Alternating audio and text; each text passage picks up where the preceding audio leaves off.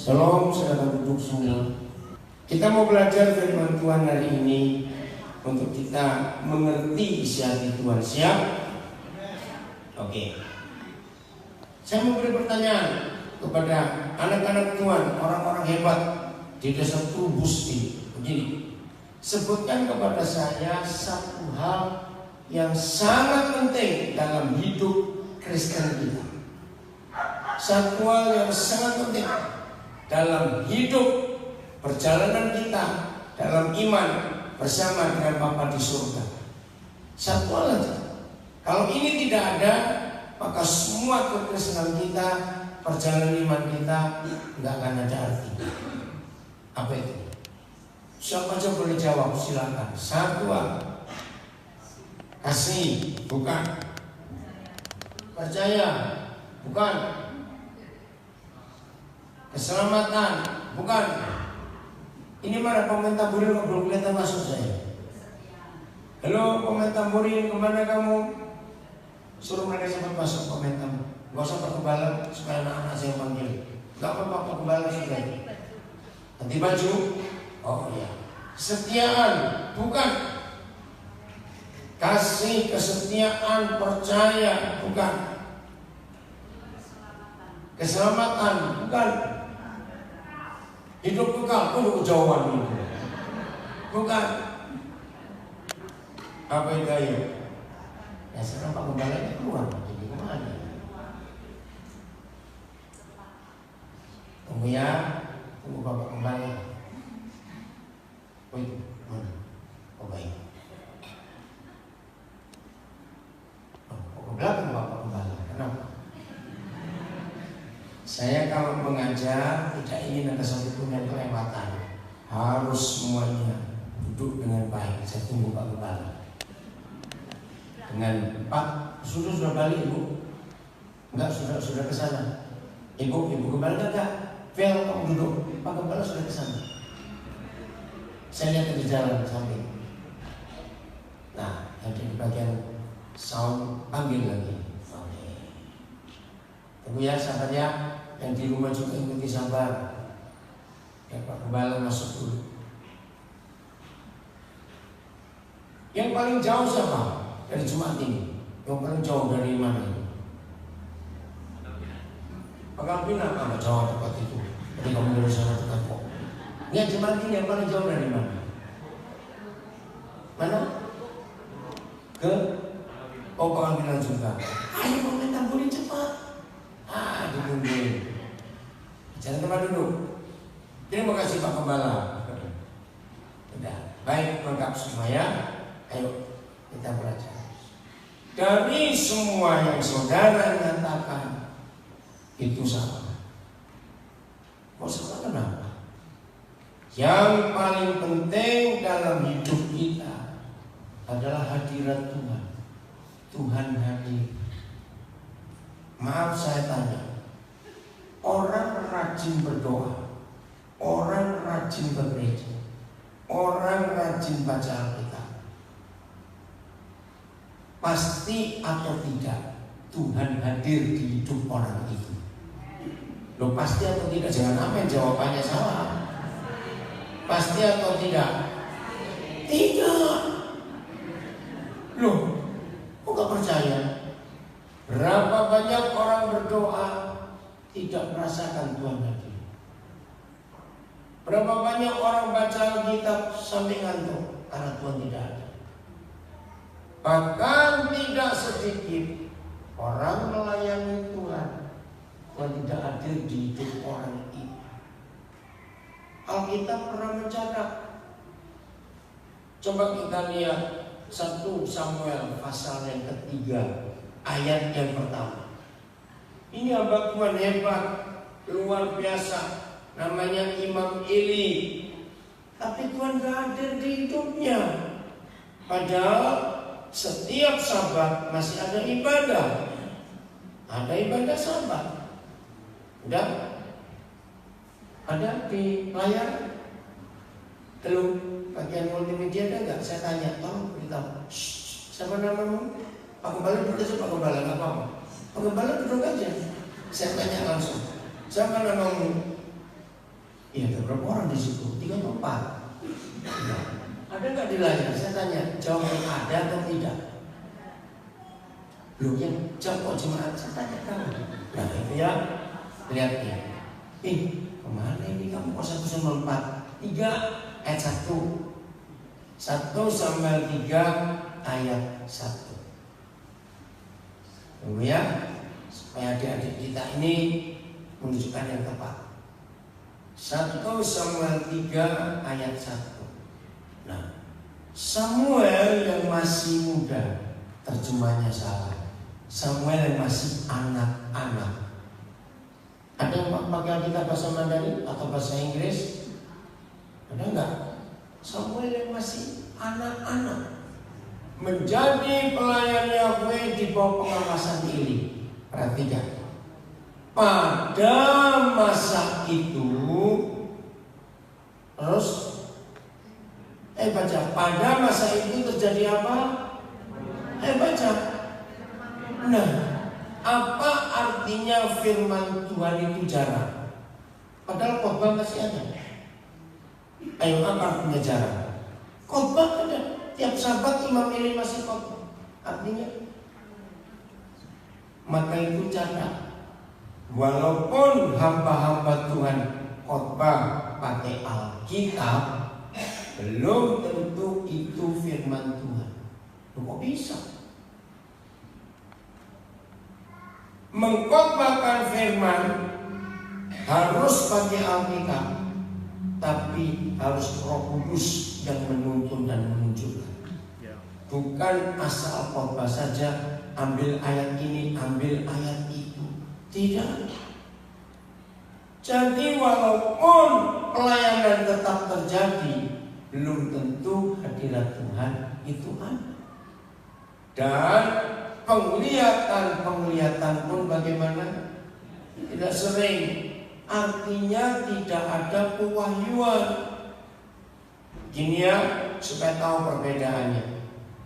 Khotbah pakai Alkitab, tapi tanpa pewahyuan, tanpa pembukaan rahasia dari Alkitab itu, maka yang dengar 1 pasti ngantuk, 2 nggak ngerti dia ngomong apa, 3 pulang dari gereja nggak dapat apa. Ada nggak seperti itu? Bisa tanya ada tidak? Nah, itu jawabannya orang yang berdoa, orang yang melayani, orang yang membaca Alkitab, belum tentu Tuhan hadir. Satu akibat yang paling penting, Tuhan hadir dalam hidup seseorang. Apa kata lain hadir? Tuhan hadir. Apa kata lainnya hadir? Ada, betul. Apalagi? Apa? Yang belakang ini gak usah kurang. Gimana? Loh, ada suara di belakang tadi. Suara perempuan, siapa itu? Apa kata lain hadir? Apa? Tolong sampaikan. Enggak, yang tengah sini saya ada suara apa? Ya apa? Kata lainnya apa? Tadi ada satu suara di situ. Apa itu? Datang. Oke. Nyata ada datang menampakkan diri, menemui kita. Saya tanya dulu ya, contoh. Presiden Jokowi sudah sampai ke sini belum? Aduh, kasihan sekali. Jauh, enggak lah. Oke, contohnya. Apa yang terjadi kalau Presiden Jokowi datang ke desa Trubus, desa saudara? Terus ada 1-2 orang di antara saudara bertemu secara pribadi. Orangnya ngalami apa? Ayo, orangnya ngalami apa? Salah, foto dulu. Lupa kamu. Pura-pura ini. Betul gak? Asli foto dulu. Loh, iya atau tidak? Ya, kenang-kenangan. terus fotonya ditaruh di Facebook, di foto profil WhatsApp. Kalau mau digedein di rumah, bener tempel di dinding supaya tikus kecoa takut. Loh ya atau tidak? Ada perubahan nggak di hidup orang Trubus yang ditemui atau foto bersama atau duduk bersama dengan Presiden Joko Widodo? Ada perubahan nggak di hidup orang itu? Saya tanya, ada perubahan tidak? Pasti ada. Nah, ini yang menandakan kalau Tuhan hadir di hidup kita pasti ada perubahan. Katakan amin. Kekristenan tanpa perubahan hidup, maka kekristenan itu tidak bisa memuliakan Tuhan. Betul atau tidak? Tidak bisa memuliakan Tuhan. Nah, perubahan hidup kita karena Tuhan hadir. Ibu jangan keluar ya, Ibu berdiri di belakang Bapak. Kita lihat contoh perjanjian baru, Yohanes pasal 4. Ya, Yohanes pasal 4. Gak apa-apa Ibu di situ jangan keluar, supaya tetap kenal firman. Mulai ayat yang ke-2. Yohanes pasal 4 mulai ayat yang kedua.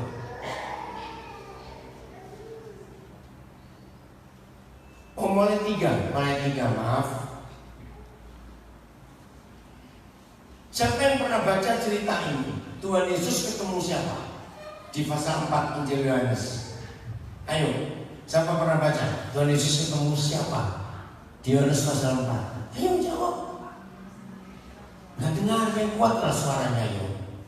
Ketemu siapa Tuhan Yesus di Yohanes pasal 4? Perempuan Samaria. Maaf. Apa kerjaannya? Ayo, apa kerjaan profesi perempuan Samaria yang ditemui Tuhan Yesus ini? Ini luar biasa. Apa? Ambil air. Bukan hari itu. Kerjaan rutin hari-hari. Ayo, yang lain jawab. Yang belakang. Ayo, gak usah ragu. Apa Ibu Gembala? Pelacur. Ini kisah luar biasa. Perhatikan ayat 3. Murid-murid Tuhan Yesus harus punya pengalaman yang luar biasa. Maaf saya tanya, biasanya kalau kita dengar ada pelacur, kita respect, kita hargai, atau kita cuekin, atau kita nggak anggap. Maaf, di umum. Ya, kita nggak anggap. Tapi lihat ayat 3.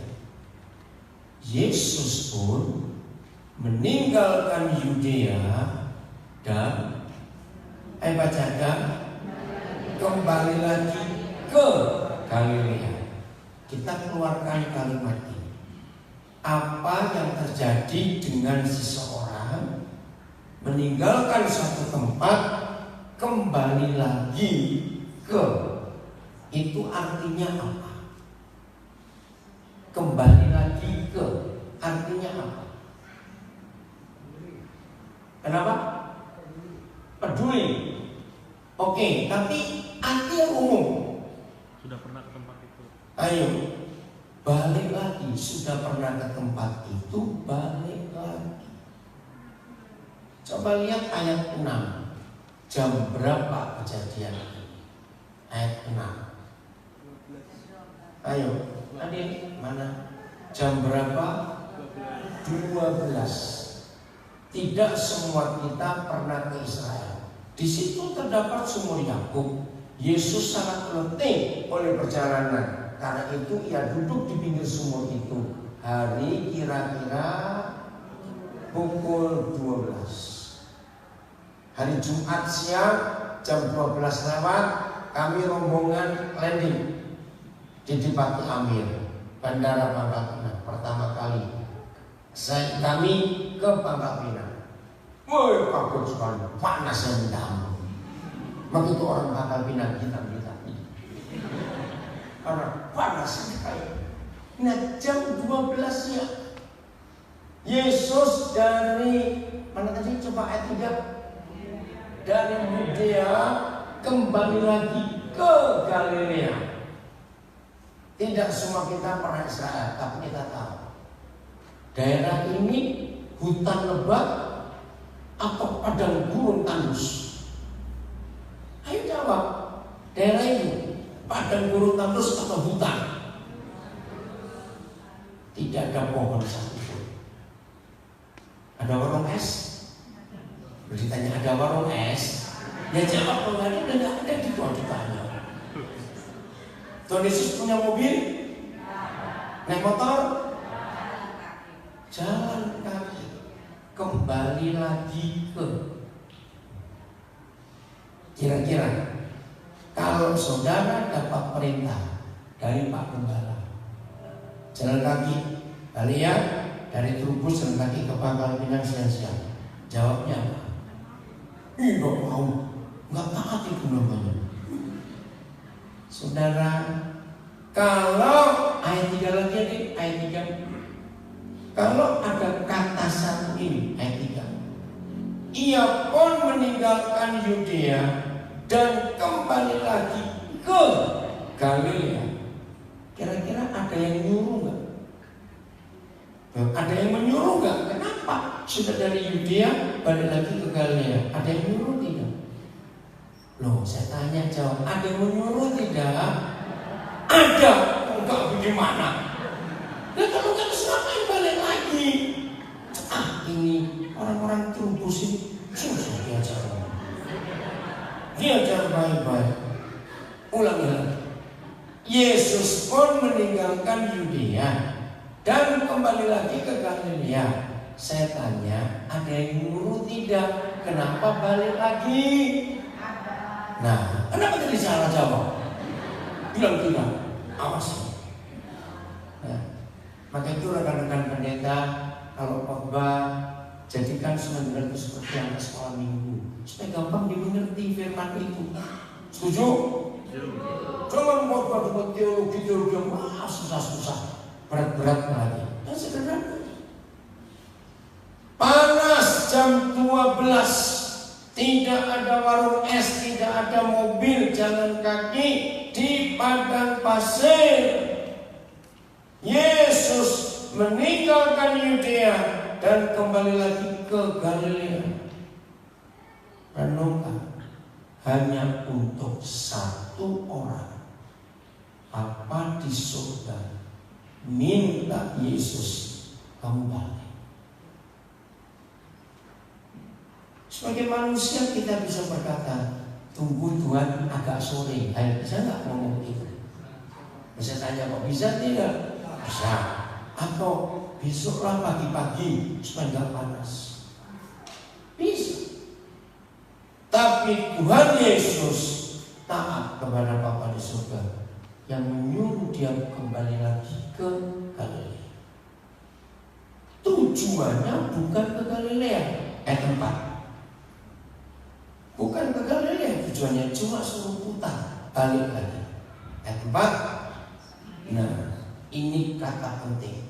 Yesus harus melintasi daerah Samaria. Nanti di rumah lihat peta di belakang Alkitab, yang masih baca Alkitab buku ya, bukan di handphone, itu ada peta. Dari Yudea ke Galilea. Kalau harus lewat Samaria, itu putar jauh. Sebentar, karena saya ini pertama kali ke Pangkal Pinang, jadi orientasi masih belum. Tapi anak saya Jeremy dapat orientasinya. Sampai hitam ini bingung, langsung tahu. Nah, saya nggak tahu. Kemarin saya cuma dapat tahu kalau dari Muntok ya, bacanya Muntok orang sih. Mentok. Ada tulisannya? Nah, kenapa kok beda? Kayak orang Perancis saja. Tulisannya Muntok kok dibaca Mentok. Ini yang salah siapa? Saya tidak tahu. Oke, kemarin waktu Pangkal Pinang malam pertama hari Jumat saya tanya. Jadi kalau dari Mentok mau ke Tobuali itu lewat Pangkal Pinang. Betul tidak? Nah, tadi setelah saya tahu dari Pangkal Pinang ke Kabu. Koba. Saya ngomong lagi Koba. Kayak nama Jepang, Kobe. Hebat nih orang. Nah, baru tahu. Terus dari Koba ke Trubus. Ini. Bagaimana pendapat orang kalau dari mentok mau ke Tobuali tapi putar Koba? Aneh atau pintar orang ini? Saya tanya cepat jawab. Putar. Aneh dong? Nah, seperti itu ayat 4. Dari Yudea ke Galilea enggak harus lewat daerah Samaria. Saya tanya lagi, kalau ada kata Yesus harus melintasi daerah Samaria, lagi sekali ada yang mengharuskan. Kata harus ini perintah atau bukan? Loh, saya tanya, kata harus ini perintah atau bukan? Perintah. Nah, ini pertanyaannya, siapa yang memerintah? Bapa di surga. Kenapa harus mutar dari mentok mau ke Tobuali? Kenapa mesti lewat kamu ya? Koba. Ini otak ini bagaimana? Kobe. Itu mutarnya jauh sekali. Betul tidak? Nah, saudara, ini cara hidup dipimpin oleh Roh Kudus. Jangan pernah protes, mutar ke sini, ikuti saja. Masih ingat orang Israel perjalanan dari Mesir ke Kanaan berapa tahun? 40 tahun. Seharusnya cuma 3 minggu. Kenapa diputar begitu? Dan yang memimpin mereka bukan Musa, tapi tiang awan dan tiang api. Betul? Itulah hadirat Tuhan. Kalau Israel 40 tahun tidak berjumpa dengan hadirat Tuhan, maka dalam bulan pertama mereka sudah kering di padang gurun. Tahu kering? Karena padang gurun kalau siang panasnya luar biasa. Tapi karena ada tiang awan, tiang api, ada hadirat Tuhan, mereka selamat sampai beranak cucu. 40 tahun berjalan. Bahkan dalam kitab Ulangan 8 ditulis sepatu mereka, sandal mereka nggak rusak 40 tahun. Sampai bingung, ini sandal merek apa? Dibuat jalan begitu jauh nggak rusak. Baju mereka juga tidak rusak. Hebat sekali karena ada hadirat Tuhan. Mereka punya lemari makan nggak untuk simpan makanan selama jalan? Loh, saya tanya, punya nggak? Tidak. Punya tempat air minum? Terus gimana 40 tahun bisa hidup? Jawabannya, kalau hadirat Tuhan ada, makanan tersedia, air minum pun tersedia. Katakan amin. Maka itu penting kita ikut tuntunan Tuhan. Kenapa mati Adekna? Yesus harus melintasi daerah Samaria. Panas jam 12 siang. Ada apa? Dengarkan kasih Tuhan. Hanya ada seorang perempuan, maaf, pelacur. Bapa di surga mengurus yang satu orang ini. Katakan amin. Siang-siang panas terik, anak tunggalnya, waktu masih anak tunggal Yesus anaknya, disuruh putar balik kembali ke Galilea, harus melintasi daerah Samaria. Terus perempuan itu ketemu Tuhan Yesus nggak? Coba mulai ayat yang ke-7. Nah, saya pernah memperagakan kisah ini dengan beberapa anak-anak saya. Maka datanglah seorang perempuan Samaria hendak menimba air. Coba ya, mulai lihat jam. Ini berapa menit sampai akhir diskusi pertemuan mereka. Ini luar biasa. Mulai sekarang ya, ada timer? Ada? Coba cek dulu. Saya ingin peragakan. Saya akan baca pelan-pelan, gak cepat-cepat, supaya kita bisa menikmati arti hadirat Tuhan itu. Udah? Maka datanglah seorang perempuan Samaria hendak menimba air. Kata Yesus kepadanya, berilah aku minum. Wajar bukan siang-siang minta minum? Ayat 8. Sebab murid-muridnya telah pergi ke kota membeli makanan. Jadi cuma Yesus orang diri. Ayat 9. Maka kata perempuan Samaria itu kepada Yesus, masakan engkau seorang Yahudi minta minum kepadaku seorang Samaria? Nah, zaman itu orang Yahudi, orang Samaria gak akur. Mereka bermusuhan. Sebab orang Yahudi ngapain? Ayo ngapain? Tidak bergaul dengan orang Samaria. Maka itu perempuan ini apa gak keliru? Kamu kan Yahudi, aku kan Samaria. Kenapa kamu minta minum kepadaku? Wajar bukan? Ayat 10. Jawab Yesus kepadanya, jikalau kau tahu tentang karunia Tuhan dan siapakah dia yang berkata kepadamu, berilah aku minum, niscaya pasti engkau telah meminta kepadanya dan ia telah memberikan kepadamu air hidup. Ayat 11. Perempuan ini tersinggung. Lihat itu tersinggung. Kata perempuan itu kepadanya, Tuhan, engkau tidak punya timba. Dulu kan belum ada pompa air. Engkau nggak punya timba dan sumur ini amat dalam. Dari manakah engkau memperoleh air hidup itu? Terus, adakah engkau lebih besar daripada bapak kami Yakub yang memberikan sumur ini kepada kami dan yang telah minum sendiri dari dalamnya, ia serta anak-anaknya dan ternaknya? Dia cerita siapa yang buat sumur itu. Terus ayat 13. Jawab Yesus kepadanya, barang siapa minum air ini, ia akan haus lagi. Lanjut.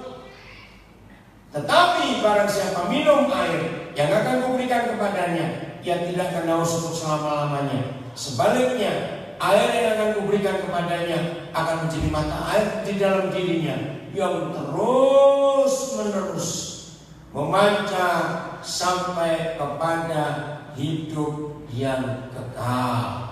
Lanjut.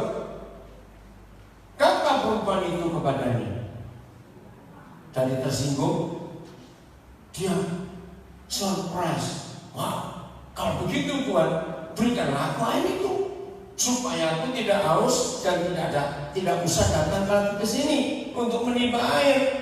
Jauh rumahnya dengan sumur itu panas. Ayo coba hitung. Kira-kira seorang perempuan paling kuat bawa berapa liter? Berapa galon kira-kira?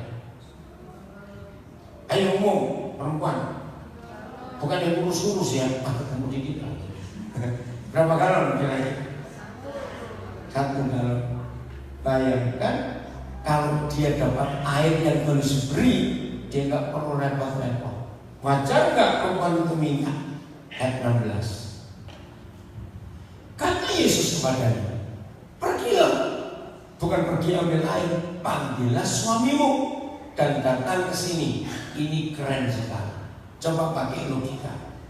Nyambung nggak? Ada hubungan tidak? Ada korelasi nggak? Ada koneksi nggak antara air dengan suami? Ayo coba jawab. Nggak ada. Tapi kenapa dia ngomong suami? Kan mintanya air. Ternyata ini masalahnya. Ayat 17. Tolong yang dengar di rumah beri tanda suaranya jelas atau enggak? Nah, ya. Kata perempuan itu tegas kan ngomong, aku tidak mempunyai suami. Kata Yesus kepadanya, tepat katamu, betul katamu, bahwa engkau tidak mempunyai suami. Terus, sebab engkau sudah pernah, saya tambahkan katanya, mempunyai 5 suami. Wih, keren. Dan yang ada sekarang padamu yang keberapa laki-lakinya? Yang ke-6 bukanlah suamimu. Dalam hal ini engkau berkata benar. Maaf, jangan mikir macam-macam. Lalu apa kerjaan perempuan ini kalau koleksinya laki-laki? Ketiga katanya. Jadi apa kerjaannya? Kita bayangkan saudara, seorang yang di mata masyarakat nggak ada harganya, tapi di mata Papa di surga jiwanya berharga. Katakan amin. Sampai Tuhan Yesus disuruh putar kembali, balik Yesus ke Galilea, tapi harus melewati Samaria karena ada satu orang yang berharga, yang di mata umum nggak ada. 19. Kata perempuan itu kepadanya, Tuhan, nyata sekarang padaku bahwa engkau seorang nabi. Terus, nenek moyang kami menyembah di atas gunung ini, tetapi kamu orang Yahudi katakan bahwa Yerusalemlah tempat orang menyembah. Ayo lanjut, cepat. Kata Yesus kepadanya, percayalah kepadaku wahai perempuan, saatnya akan tiba bahwa kamu akan menyembah Bapa, menyembah Tuhan, bukan di gunung Samaria, juga bukan di gunung Yerusalem. Maka itu jangan sibuk tentang gereja. Tuhan gak ada di satu tempat, Dia ada di mana-mana. Amin. Terus ayat 23. Ayo. 22, maaf. Kamu menyembah apa yang tidak kamu kenal. Kami orang Yahudi menyembah apa yang kami kenal, sebab keselamatan datang dari bangsa Yahudi. Lanjut. Tetapi saatnya akan datang dan sudah tiba sekarang bahwa penyembah-penyembah benar akan menyembah Bapa dalam roh dan kebenaran. Saya akan ganti. Kata menyembah itu artinya hidup dengan Tuhan. Coba kembali ayat 22. Ya, saya akan ganti spesial kamu mengerti. Ayat 22. 22 deh. Ya. Kamu hidup dengan sesuatu yang kamu tidak kenal.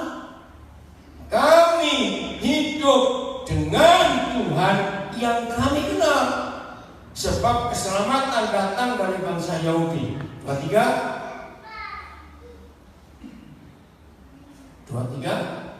Tetapi saatnya akan datang dan sudah tiba sekarang bahwa orang-orang yang ingin hidup dengan Tuhan dengan cara yang benar akan hidup dengan Bapa di dalam roh dan kebenaran. Rohnya roh kecil, roh besar. Berarti roh kita, bukan roh kudus. Sebab Bapa menghendaki orang-orang yang hidup dengan Dia dengan cara demikian. Hidup dengan Tuhan. Ayat 24. Tuhan itu roh, dan barang siapa ingin hidup dengan Dia harus hidup dengan Dia di dalam roh kita dan dalam kebenaran. Ayat 25. Jawab perempuan itu kepadanya, aku tahu bahwa Mesias akan datang, yang disebut juga Kristus. Apabila Ia datang, Ia akan memberitakan segala sesuatu kepada kami. 26. Kata Yesus kepadanya, akulah Dia yang sedang berkata-kata dengan engkau. Jam berapa menit? Enggak. Coba 9. Saudara, perjumpaan seorang pelacur dengan Tuhan Yesus yang cuma 9 menit kita pakai tadi, itu merubah hidupnya total karena Tuhan hadir. Dan betul tadi sudah jawab, apa itu hadir? Menemui, menampakkan diri. Apalagi tadi? Ingat, saya lupa. Menyatakan diri. Apalagi tadi? Apa? Menjumpai, menyapa. Perjumpaan yang 9 menit merubah hidup perempuan ini drastis. Apa perubahannya dengan penginjil pertama yang tercatat di Perjanjian Baru? Bukan Petrus, bukan Paulus. Penginjil pertama yang tercatat di Perjanjian Baru adalah pelacur ini. Bukan mantan, saudara. Lihat ayat 39 atau 34, 39. Ada nggak? Dia balik ke desanya. Ya. Dan berapa banyak?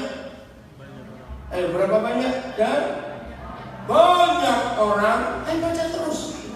Orang Samaria dari desanya itu telah, baca, menjadi percaya kepada Tuhan Yesus karena perkataan perempuan itu yang bersaksi. Ia mengatakan kepadaku segala sesuatu yang telah kuperbuat.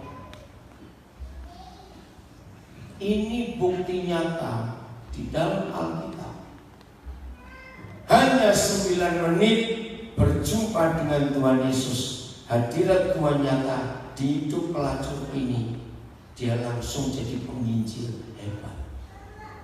Kok gak amin sih diam semua ini? Enggak, kalau saya mau dengar saya pulang aja.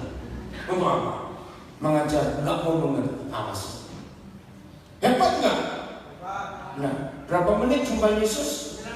9 menit. Itu lama atau sebentar? Sebentar. Hidupnya berubah. Maaf ya, maaf. Waktu dia berangkat dari rumah ke sumur itu, apa status dan profesinya? Pelacur. Setelah dia jumpa Yesus dan balik pulang ke rumah, orang-orang tetangga-tetangganya masih menganggap dia apa? Pelacur. Cuma berapa pelacur sebentar kok. Maaf. Logikanya, kalau saudara jadi tetangganya perempuan ini, percaya nggak dengan kata-katanya? Enggak. Ngapain kamu pelacur? Enggak, maaf. Tapi Alkitab menulis. Bagaimana tetangga-tetangganya? Ayo, percaya kepada Tuhan Yesus karena perkataan perempuan itu. Jadi saudara setuju kalau saya ngomong satu hal penting dalam hidup kita sebagai murid Yesus, yaitu apa tadi? Tuhan hadir, Tuhan menemui kita, Tuhan menyapa kita, Tuhan menampakkan diri kepada kita. Ini penting. Maka itu saya beri contoh tentang Imam Eli yang tiap Sabat masih khotbah, tapi Tuhan tidak hadir. Karena zaman itu firman Yahweh jarang dan pewahyuan tidak ada. Bisa khotbah. Mengerti? Ada banyak orang rajin doa puasa, tapi motivasinya lain, ingin dapat mujizat. Bukan begitu. Tuhan hadir. Masih ingat kisah Musa? Umur berapa dia dibuang, dihukum oleh kakeknya, yaitu Raja Firaun, di padang gurun? Musa umur berapa? Ayo, Musa umur berapa waktu dibuang di padang gurun? 40 tahun. Betul? 40 tahun. 40 tahun yang kedua, Musa nggak ngapa-ngapain, cuma jadi gembala kambing domba mertuanya. Tapi suatu hari, ingat, Tuhan hadir di hidup Musa. Lewat apa? Ayo, lewat apa? Api yang menyala di sebuah semak, tapi semaknya nggak kebakar. Itu Tuhan hadir. Hari itu Musa berubah tidak? Lo jawab, Musa berubah tidak? Berubah. Ini yang penting dalam hidup kita. Percuma rajin ke gereja, rajin ikut pelajaran Alkitab, rajin doa pagi, rajin doa malam, rajin doa puasa, rajin baca Alkitab, rajin melayani. Kalau Tuhan tidak hadir, semuanya sia-sia.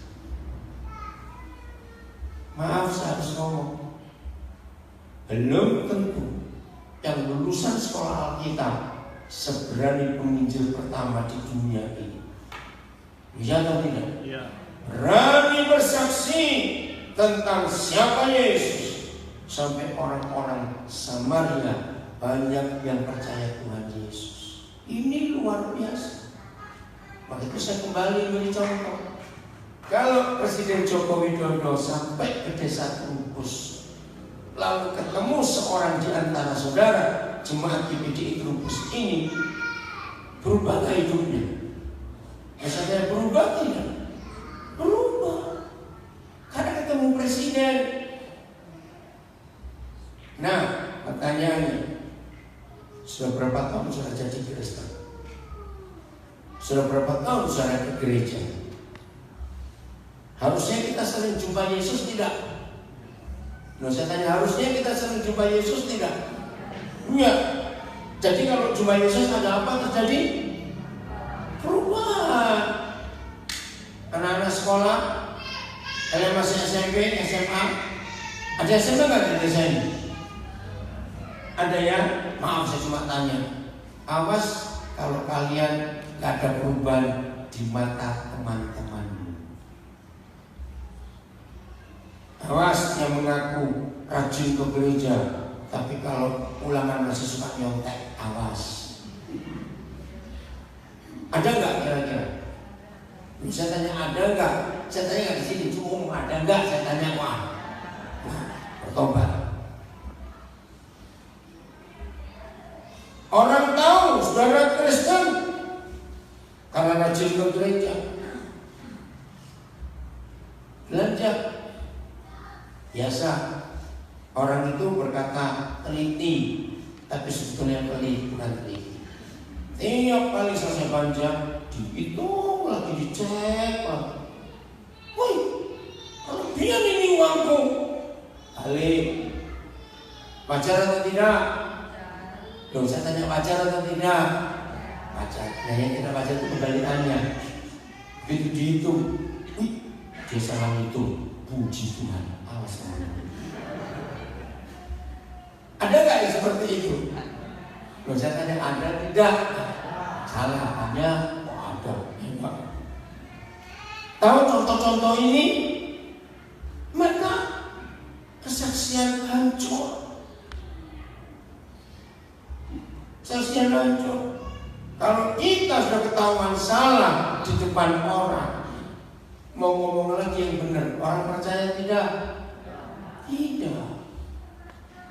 Maka itu apa perubahan hidup kita setelah ketemu Tuhan Yesus? Perempuan ini berubah cuma 9 menit. Hidupnya berubah luar biasa. Ini yang Tuhan inginkan atas hidup kita. Mazmur 92 ayat yang ke-13. Mazmur 92 ayat yang ke-13. Kita lihat. Ya. Mereka yang ditanam di bait Yahweh, artinya selalu hadir, Tuhan hadir di hidupnya. Rajin ke gereja, rajin berdoa, rajin baca Alkitab, aktif melayani. Itu artinya mereka yang ditanam di bait Yahweh akan akan bertunas. Apa kata lain bertunas? Bertumbuh, unjuk, ada pucuk di pelataran Tuhan Ditanamnya di mana? Di dalam. Bertunasnya di mana? Di luar. Ngerti nggak maksud Papa di surga? Loh, saya tanya, ngerti nggak maksudnya? Apa? Jadi kalau kita rajin beribadah, rajin menjadi murid Yesus, aktif dalam semuanya di gereja, tapi di luar tidak ada buah hidup kita, Tuhan sedih. Maka kita jadi orang munafik. Maka itu firman ini jelas. Setiap kali Tuhan hadir di hidup kita, harus ada apa? Harus ada apa? Perubahan. Nah, kita yang berjumpa Yesus dirubah, lihat perempuan tadi. Yang melihat perubahannya bukan sesama kita. Yang melihat perubahan kita adalah orang lain. Lihat perempuan tadi. Baru bertemu 9 menit dengan Tuhan Yesus. Tetangga-tetangganya bertobat dan percaya Tuhan Yesus. Hebat gak? Lo hebat tidak? Hebat. Itu terjadi dengan kita. Lagi sekali, karyawati sudah kerja di pabrik, kerja di toko, kerja di kantor, kerja di mana saja, pasti punya teman, bukan? Nah, bagaimana teman-teman saudara? Adik-adik masih sekolah, bagaimana guru-gurumu melihat perubahanmu? Teman-temanmu melihat perubahan hidupmu? Sesama pengusaha, antara PNS dan PNS yang lain, bisa nggak hidup kita yang jadi ini memang ada perubahan tulisannya, angkanya. Jadi yang betul yang tadi ayat berapa? Kalau dalam ini 14 bukan 13. 14 ya, betul. Yang kita ayat berapa? Ayat saudara. Berapa? Nah, 13. Memang itu ada perbedaan, enggak apa-apa. Ini yang saya maksudkan. 13 di Alkitab, tapi 14 di program komputer. Enggak apa-apa, antara angka. Jadi mulai hari ini kekristenan kita tidak boleh dinilai waktu kita di dalam gereja. Katakan amin. Kekristenan kita harus dinilai di mana? Di luar. Orang melihat. Nah, siapa pernah dengar kalimat ini? Loh, katanya Kristen. Pernah dengar nggak orang berkata begitu? Katanya Kristen. Saudara, aneh. Hampir tidak pernah kita dengar. Loh, katanya Islam. Katanya Konghucu, katanya Buddha. Hampir kita nggak pernah dengar. Yang selalu dipojokkan adalah Kristen. Loh, katanya Kristen. Jawab betul atau tidak? Ya. Pernah dengar ada orang Islam disalahkan, orang Buddha disalahkan, orang Konghucu disalahkan? Hampir nggak ada. Selalu yang Kristen. Berarti murid-murid Tuhan Yesus di masyarakat itu punya standar tinggi. Loh, betul tidak?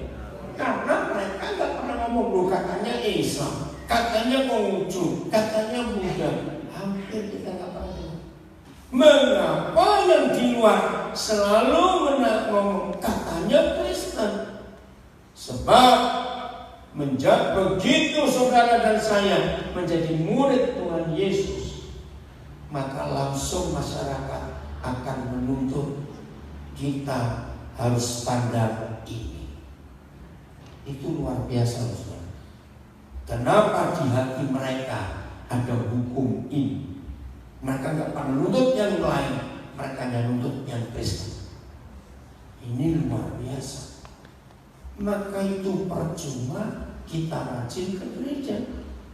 Tapi kalau di luar gereja kita juga rajin berbuat dosa, percuma. Betul? Bagaimana Tuhan dipermuliakan lewat hidup kita? Maka itu hadirat Tuhan itu penting, saudara. Bagian terakhir, hadirat Tuhan akan nyata di hidup kita.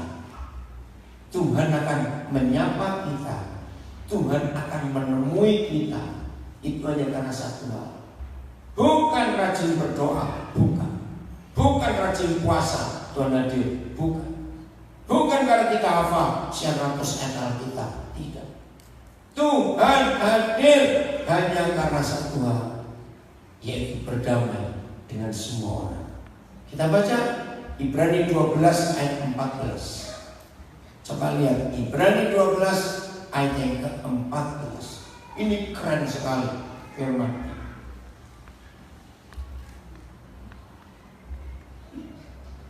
Ibrani 12 ayat 14. Yuk. Berusaha bagaimana? Ayo berusaha bagaimana? Hidup damai dengan berapa orang? Semua orang itu berapa? Nah, salah, bukan banyak. Semua orang itu ya pokoknya orang. Oke, saya coba. Siapa tahu berapa penduduk Trubus? Ada 20.000? Ada yang tahu nih, ada kependudukan. Berapa penduduk Trubus? Kira-kira aja cepetan. 1.600. Ih, dikit sekali. Oke, apa? 1.600 penduduk Trubus. Jangan ngomong begini kepada Bapa di surga. Tuhan, aku sudah berdamai dengan yang 1.599. Tinggal yang satu. Berarti kita sudah berdamai dengan semua orang Trubus belum? Masa 1.599 gak dihitung hanya gara-gara satu? Ini firman Tuhan. Saya akan baca dengan terjemahan yang betul. Berusahalah hidup damai dengan semua orang dan kejarlah perdamaian. Betul, kudus itu tidak berdamai itu tidak kudus. Saya ganti ya. Sebab tanpa berdamai dengan semua orang, maka ayo baca, maka tidak seorang pun. Nah, saya tanya, kalau melihat saja nggak bisa, ketemu bisa tidak? Jawab. Nah, ini ayatnya yang menyebabkan Tuhan tidak bisa kita temui, yang menyebabkan Bapa surga nggak bisa hadir di hidup kita, bukan karena kita kurang puasa, bukan karena doa kita kurang panjang, bukan karena kita kurang hafal ayat banyak. Yang menyebabkan kita nggak bisa melihat Bapa di surga, kita nggak bisa melihat Tuhan Yesus, kalau masih ada musuh di hati kita. Tolong jawab, tolong perhatikan. Setelah saya belajar Ibrani 12 ayat 4, ngeri saudara, menakutkan. Ternyata setan-setan, iblis sudah sangat berhasil membuat hidup banyak pendeta, pelayan Tuhan, hamba Tuhan, orang Kristen. Tuhan gak hadir di hidupnya karena iblis paling mudah merusak hati kita dengan sakit hati. Jawab betul atau salah kalian? Saudara, jangan main-main dengan tidak mengampuni. Itu Tuhan gak bisa hadir di hidup kita. Mungkin ada berkata, Pak Pendeta, saya itu gak benci, cuma malas ketemu. Sama goblok. Betul? Enggak benci tapi malas ketemu. Sama.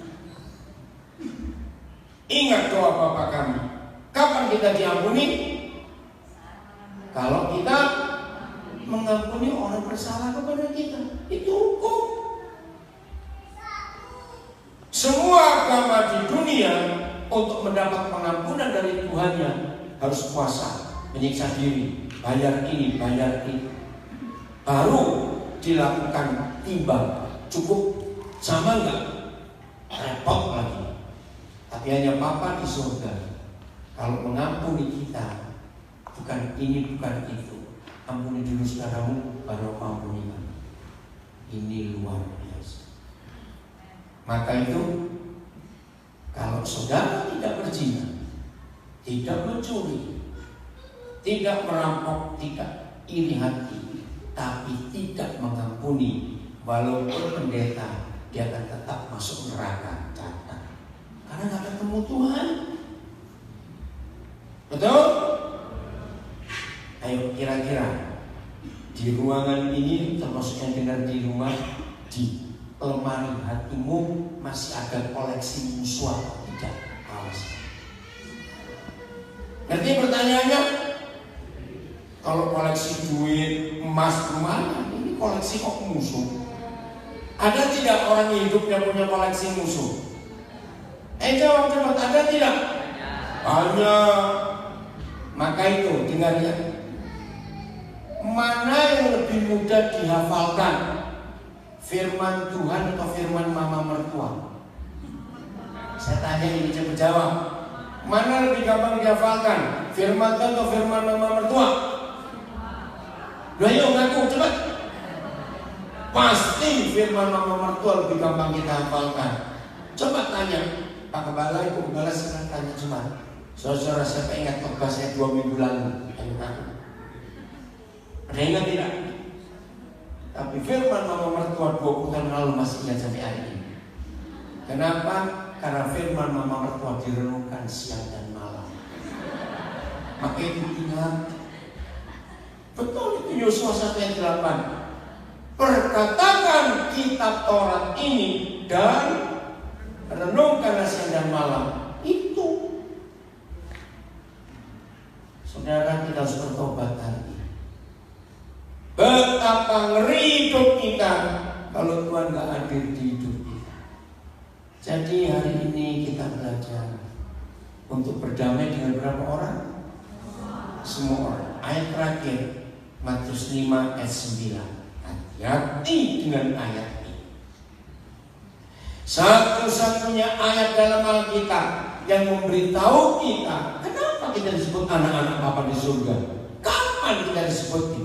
Bukan waktu kita dibaptis, bukan waktu kita ganti nama, bukan kita hafal Alkitab, rajin puasa. Tidak. Inilah satu-satunya ayat dalam seluruh Alkitab yang memberitahukan kita mengapa kita disebut anak-anak Bapa di surga. Baca sama-sama. 1, 2, 3. Berbahagialah orang yang membawa damai. Artinya nggak punya musuh. Karena orang yang membawa damai itu akan, nah ini, maka itu setan sangat berhasil membatalkan status kita sebagai anak-anak Bapa di surga. Bukan karena kita tidak ke gereja, bukan karena tidak memberi persembahan, bukan tidak ikut doa puasa, doa pagi. Tidak. Yang membatalkan status kita menjadi anak-anak Bapa di surga, kalau kita masih punya musuh. Renungkan firman. Aduh, terus gimana ini? Musuhku banyak. Ya bertobat, itu aja. Saya nggak tanya mau atau tidak mau. Saudara harus mau tidak punya musuh dalam hidup. Serius, saudara. Jangan main-main. Jangan anggap enteng. Tidak berdamai itu membuat status kita gugur sebagai anak Tuhan. Kira-kira di gereja banyak nggak yang bukan anak Tuhan? Kalau sudah lihat ayat ini, banyak tidak? Nah, hari ini bertobat. Simpan firman ini, Tuhan memberkati saudara semuanya. Tepuk tangan buat diri sendiri. Minta Tuhan untuk kita periksa hati ini.